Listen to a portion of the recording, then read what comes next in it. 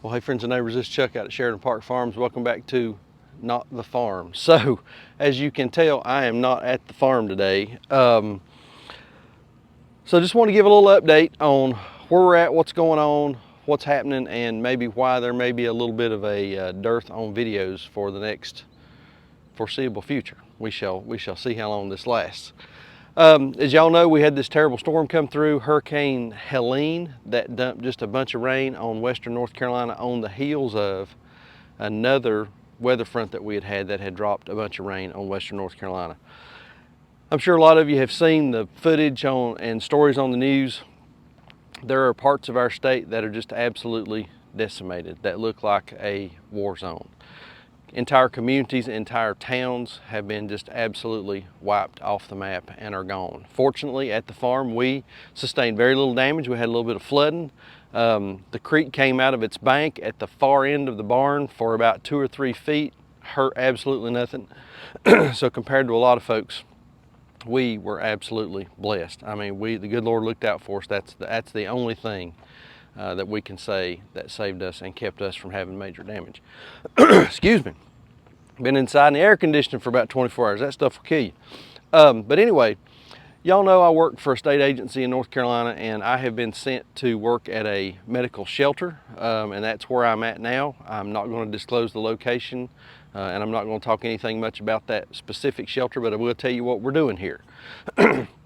At our particular location, we take in patients that have been displaced. They are too sick to be in a general population shelter like a Red Cross shelter, but they are not sick enough to be in the hospital. So we have equipment, supplies, and staff here where we care for those patients until they can be repatriated back to their homes or to a nursing facility or some appropriate location where they can receive the care that they need.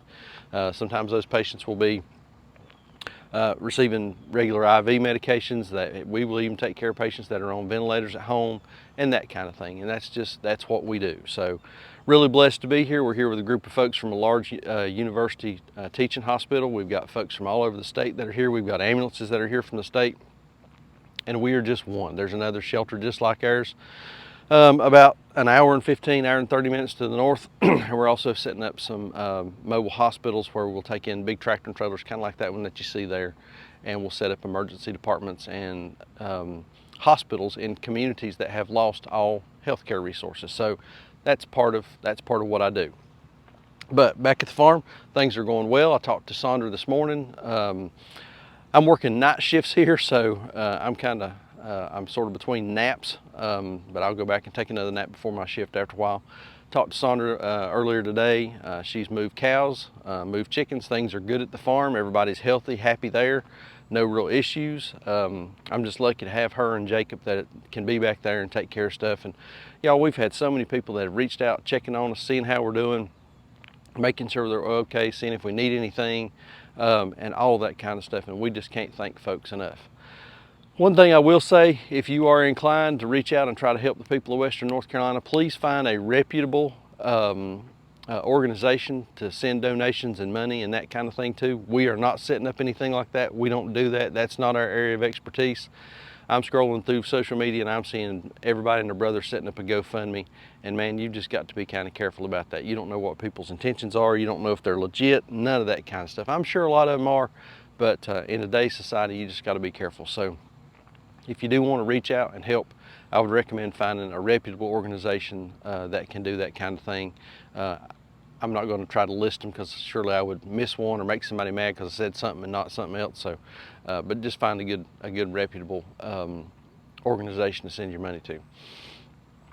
I want to talk a little bit about preparedness right quick. Man, we learned a bunch of lessons on this, and I know that on the last video I'd kind of got a little snarky about preparedness and the comment that somebody had left and all that kind of stuff.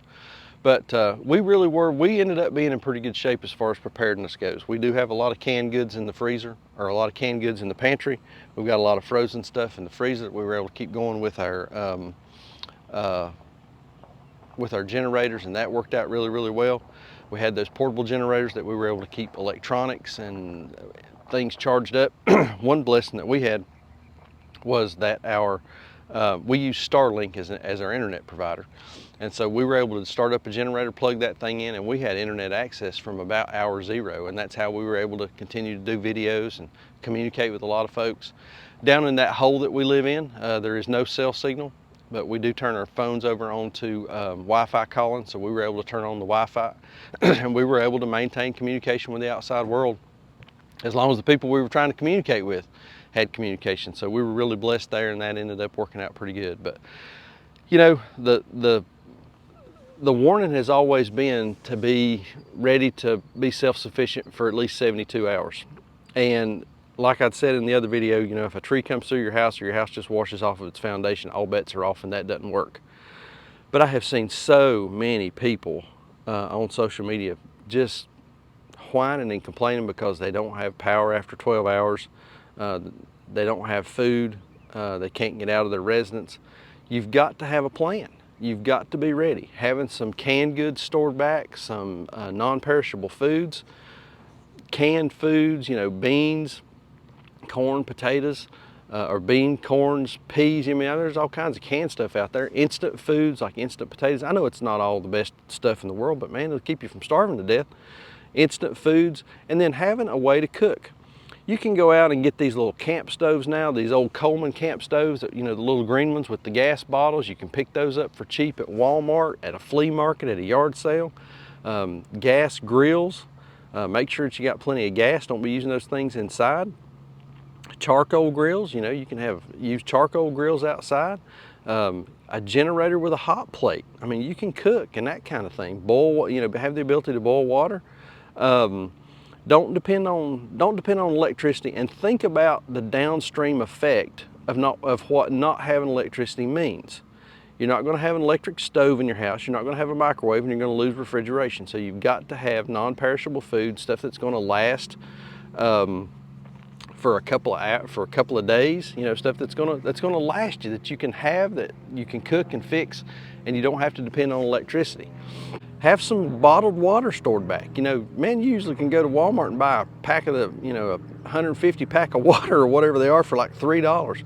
Get you 8 or 10 of those, throw them in your basement, throw them in your closet, you know, under your bed or something, and have some bottled water put back.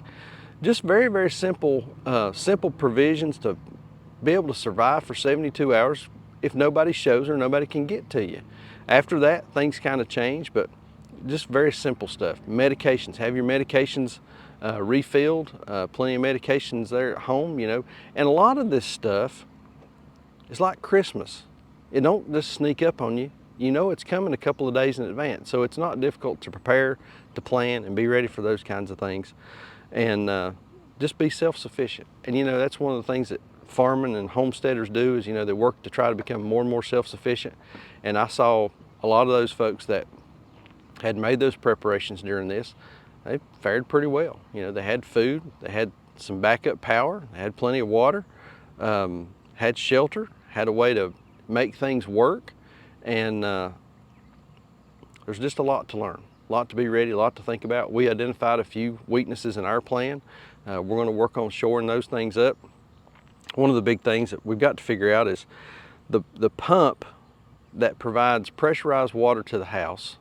I didn't have a way to power that, so we got to figure that out. I did have water at the house. It was not pressurized because it just comes out of that spring box, but we got to figure out how to pressurize that. We can get pressurized water out at the barn and make that work, but right there at the house, we've got to figure out how to shore that up. So think about maybe putting in a transfer switch and having a portable generator that we can plug into the shop, because that's where the power's at for that. Being able to plug into that so that we can keep power running up there and have that pressurized water coming back down to the house. Other than that, we done okay. We were pretty blessed. Lots of folks hurting today, and this is not going to be a quick thing. You know, we're talking at work about this is going to be an extended thing. Be prepared for a marathon, not a sprint. This is going to be days, weeks, and months of response and recovery after we get through this initial phase here of rescue and that kind of thing. So, oh, Lord of mercy. My accommodations here, I've got a little bedroom back here in this warehouse.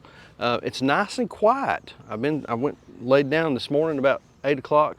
Got up about 10, laid back down, woke up about 1 or 2, I forget what time it was. But it's nice and quiet back there, but it's not dark. And when I first got out of college, I worked nights, and that was some of the roughest 4 years of my life. Try to work nights and then try to sleep days, and your body is just not. Somebody's got some chickens over here. I just saw there's a chicken coop over here. There's 2 chicken coops over here. These people got chickens.